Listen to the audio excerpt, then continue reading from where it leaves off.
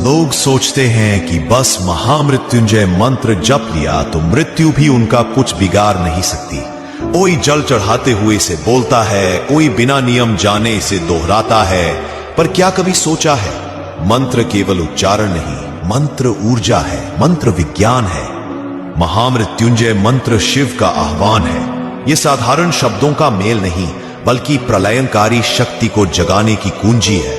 जैसे बिजली के तार में गलत ढंग से हाथ लगाओ तो झटका देता है, वैसे ही मंत्र का गलत प्रयोग साधक के लिए कठिनाई लाता है।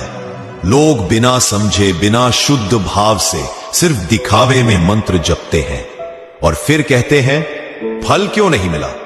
सत्य यह है, मंत्र का जप तभी फलित होता है जब श्रद्धा, नियम और शुद्ध आचरण से किया जाए, वरना वही जप साधक को भ्रम, थकान और बाधाओं में डाल देता है। और हां, जो इसे हल्के में लेकर खेल समझते हैं, वे भूल जाते हैं कि यह स्वयं त्रयंबक का आवाहन है। त्रयंबक यानी तीनों लोकों के स्वामी का नाम। क्या इतनी सरलता से प्रसन्न हो जाएंगे? तो सुन, मंत्र कभी गलती से भी अपमानित मत कर। मंत्र को जपने से पहले समझ, नियम सीख और हृदय को निर्मल बना। शिव दयालु है, भूल करने वाले को क्षमा कर सकते हैं, परंतु अहंकार में डूबकर स्वयं को ज्ञानी मानने वालों को कभी क्षमा नहीं करते। याद रख, मंत्र शक्ति है और शक्ति का सही प्रयोग वरदान है, गलत प्रयोग विनाश है। अजीब है इंसान, संकट आते ही हाथ जोड़ लेता है, रोता है, महादेव को पुकारता है, पर जैसे ही सुख आता है वही इंसान कहता है तब तो प्रभु मेरे साथ है ही, भक्ति करूं या न करूं क्या फर्क पड़ता है। और यही सबसे बड़ी मूर्खता है। याद रखो, प्रभु संकट में नहीं, हर क्षण तेरे साथ है। तू सिर्फ दुख के समय उन्हें पुकारता है तो ये तेरा स्वार्थ है, भक्ति नहीं। महादेव तो तेरे श्वास प्रश्वास में बसते हैं, तेरे कण कण में है। सुख हो या दुख, दोनों ही उनकी कृपा से है। जैसे सूर्य की रोशनी दिन रात समान रूप से सबको मिलती है, वैसे ही शिव की कृपा हर परिस्थिति में तुझ पर बरसती है।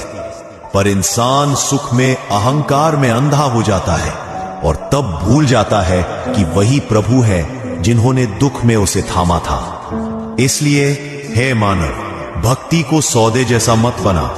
भक्ति संकट का सहारा नहीं, जीवन की श्वास होनी चाहिए। अगर सुख में भी तू उतनी ही श्रद्धा से महादेव को याद करेगा तो दुख तुझ तक पहुंच ही नहीं पाएगा। याद रख, सच्ची भक्ति वही है जो हर परिस्थिति में अटल रहे। जिसने अपनी भक्ति को अड़िग बना लिया, उसके जीवन से कोई भी आंधी, कोई भी संकट उसे कभी गिरा नहीं सकता। सब कहते हैं भोलेनाथ भोले हैं, दयालु है, हर गलती माफ कर देते हैं, पर कोई नहीं सोचता कि जब उनके सच्चे भक्त की आत्मा छलनी की जाती है, जब उसके आंसू बेआवाज गिरते हैं, तब वही भोले रुद्र बनकर संहार कर देते हैं। शिव का मौन कभी कमजोरी नहीं, उनका मौन धैर्य है। वो सहते हैं, बार बार सहते हैं, क्योंकि उनका हृदय करुणा से भरा है। पर जब किसी मासूम की चीख आकाश को चीर देती है, जब किसी भक्त का अपमान धरती को हिला देता है, तो उनका त्रिनेत्र प्रज्वलित हो उठता है।